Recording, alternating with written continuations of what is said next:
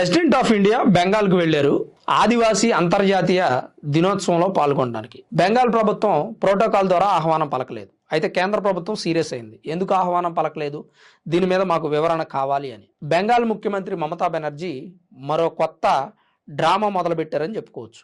ఆమె ఏమంటారంటే, రాష్ట్రపతిని అవమానించింది మేం కాదు, మీరే అవమానించారు.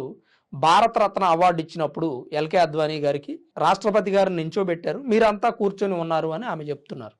ఆ ఫ్లెక్సీ వేయించి కూడా ఈ ఎలక్షన్ క్యాంపెయిన్లో వాడుకుంటున్నారు. దేనికి? రాష్ట్రపతి గారిని కేంద్ర ప్రభుత్వం అవమానించిందని చెప్పే విధంగా ప్రయత్నం చేస్తున్నారు. అయితే ఇక్కడ ministry of home affairs blue book అనేదాన్ని తయారు చేస్తుంది.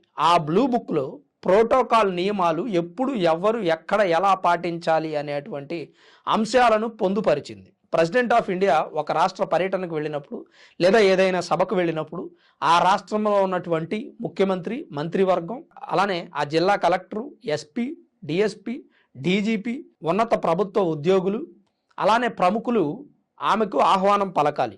ఏ వెహికల్ ఎటువైపు నిలబడాలి, ఎవరు ముందు వరుసలో ఉండాలి, ఎవరు పుష్పగుచ్చం ఇవ్వాలి అనే అంశాలను కూడా ఈ బ్లూ బుక్లో పొందుపరిచింది మినిస్ట్రీ ఆఫ్ హోమ్ అఫైర్స్. ఆ విషయాన్ని మర్చిపోయినటువంటి మమతా బెనర్జీ గారు కేంద్ర ప్రభుత్వమే ప్రెసిడెంట్ ఆఫ్ ఇండియాని అవమానించింది అని ప్రచారం చేస్తున్నారు. అలానే భారతరత్న అవార్డు ప్రదానం చేసే వ్యక్తి నిల్చోవాలి, అలాగే తీసుకునే వ్యక్తి కూడా నిల్చోవాలి.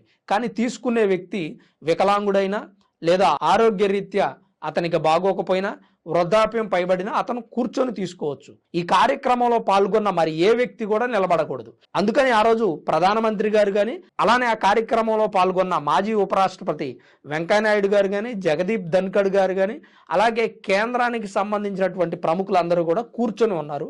రాష్ట్రపతి గారు నిల్చొని ఉన్నారు. ఈ విషయాన్ని విషప్రచారం చేస్తుంది బెంగాల్ ప్రభుత్వం.